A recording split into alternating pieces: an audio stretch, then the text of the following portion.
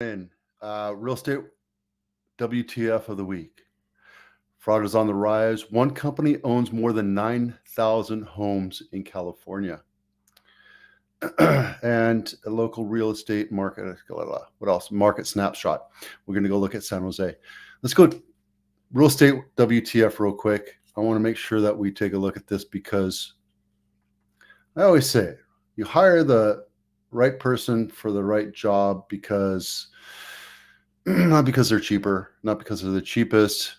People cost money. It costs a lot of money to live in this valley. It costs a lot of money to live today pretty much anywhere.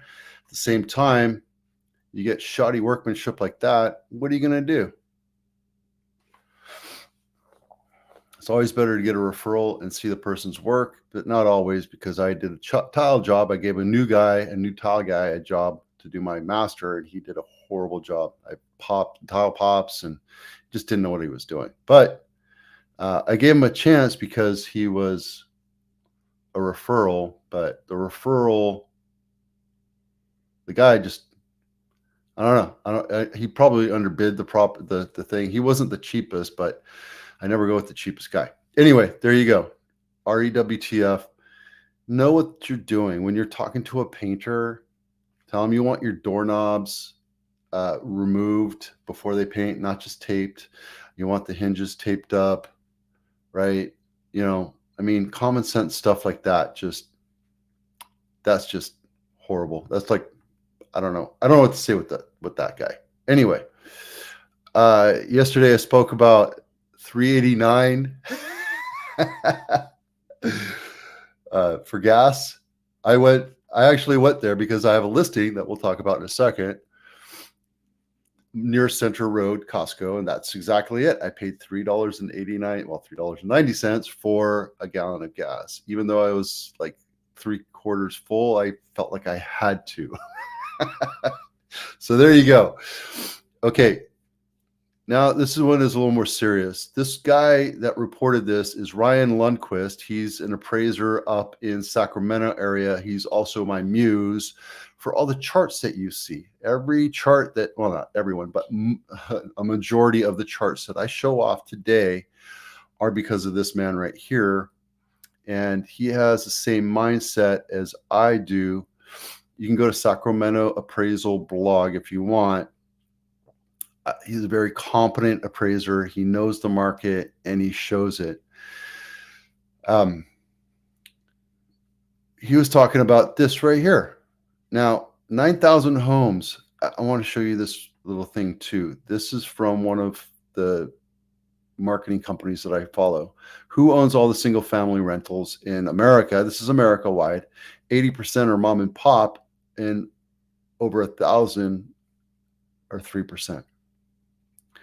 So this is the small part of the market. I don't know if I agree to this, mostly because if you think about it, the haves and have-nots, the haves are all the way at the top of the market. And then you look at a thing like this where, holy crap, they have 9,000 homes that they own in California. LA by far is the farthest, or the biggest, 25, almost 2,600. And Sacramento area is 1,700. So they definitely have a foothold in this. And the name of the company that owns it is Invitation Homes. Jump over to their site right now, and it's all about rental. Their pitch is live a freer life, lease a house. Growing up, even before I owned a house, I knew that I had to buy a house because that was my launch into financial freedom, not freedom, but stability. When you lease a house, somebody else's house, now it's a corporation that owns it. You're subject to their rules. If you want a dog or a chicken or whatever, you can't do that. Not that that's a big deal, because dogs do destroy your house, as do cats.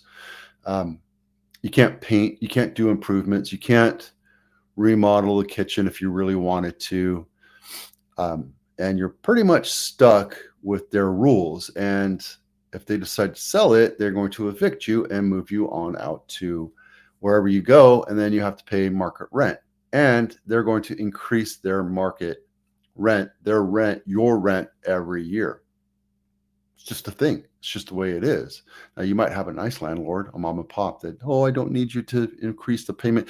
But at the same time, a lot of people don't have that choice. And I'm not against this. This is the American way, right? The haves get to do this. I'm thinking maybe even investing into this because as a stakeholder, I can make some decent money off of this. And they're nationwide. Nationwide. So if you don't want to invest, and I think Grant Cardone mentioned this a while back. He doesn't own the house he lives in, he rents it, but he does own real estate because there's tax reasons to do that. And there's nothing wrong with that. If that's a financial strategy that you're working on, you should absolutely do that. I don't know what it's like to work with these people. I don't know what it's like to rent from these people. I don't know how they deal with you, right?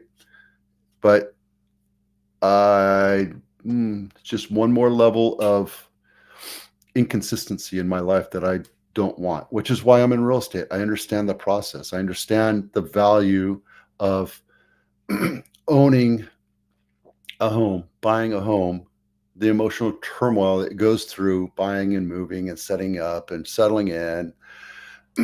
It's meditative for me because I've done it so many times. But when you're doing it, it's a process.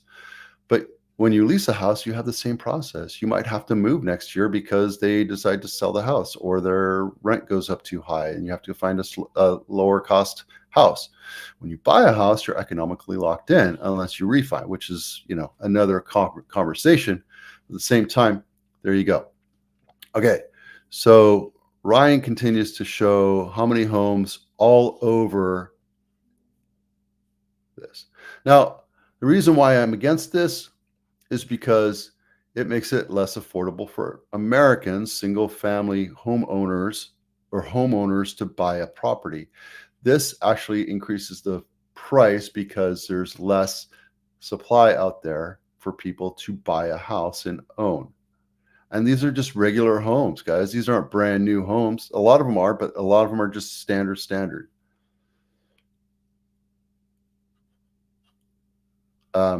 Let's see some thoughts. Main Street invading Wall Street.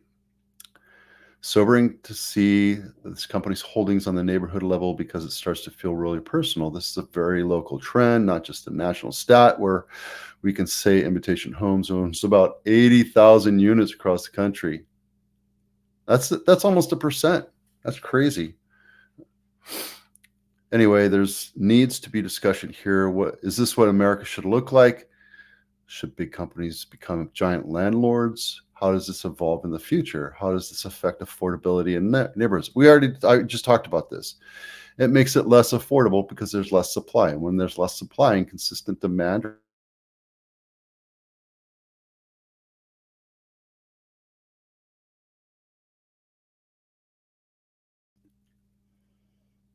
there used to be an affiliate.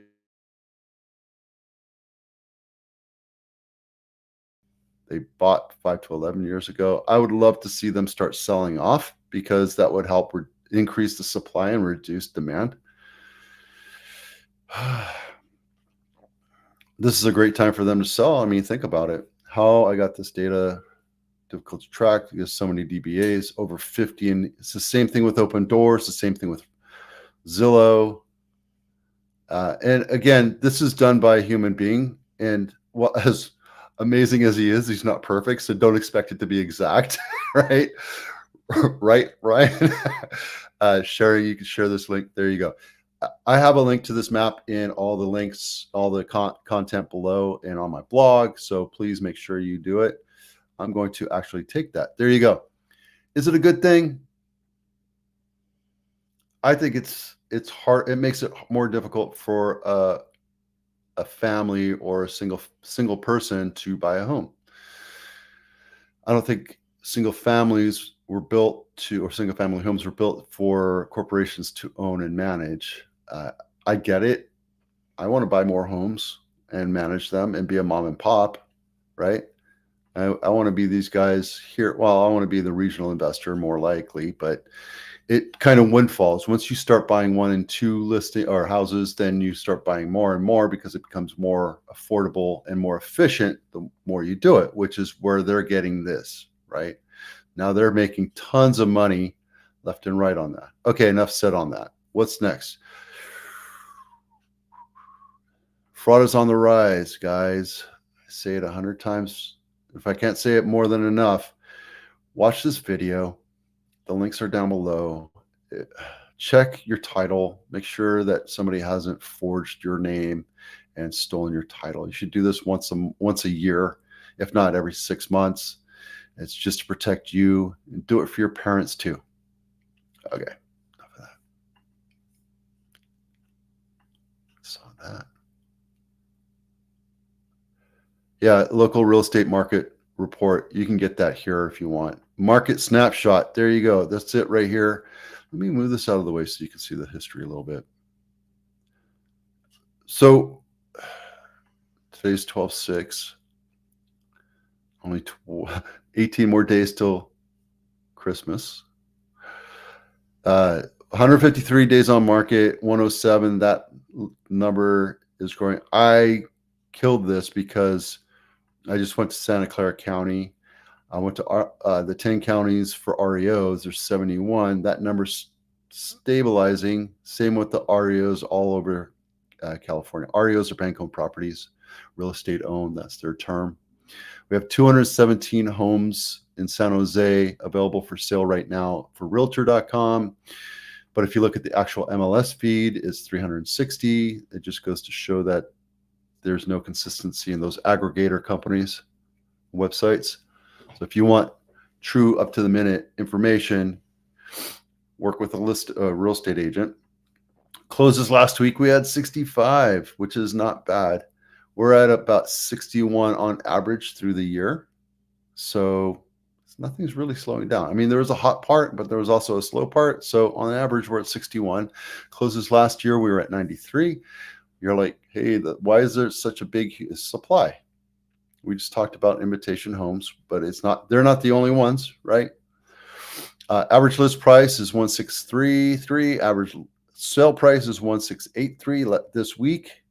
The averages are right here for year to date. And this is the average list price from last year. We did have a dip last year and we're coming back. So yeah, we have, well, that's just the weekly. So that's not really anything different. This on the average, we're only $23,000 different from last year's average sales price. Median is 1.6 and 1.5 overall. And we're still selling over list price on the average.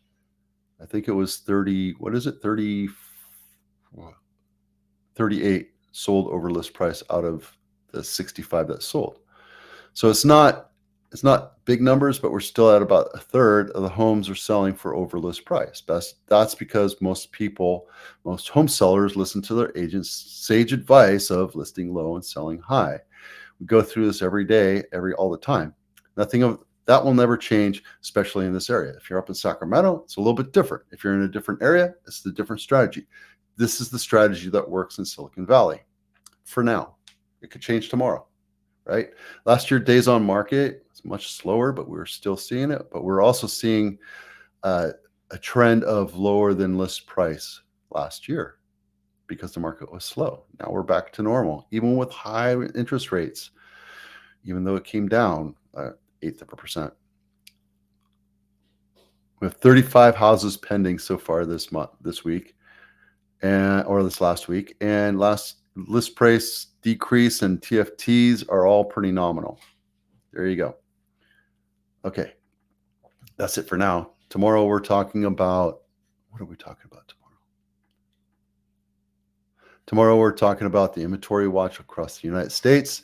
Today we talked about San Jose snapshot, the market, and also the 9,000 homes owned by one corporation in California that owns 80,000 homes across the nation. We'll see you out there. I'm Vito with Abitano. We'll see you out there.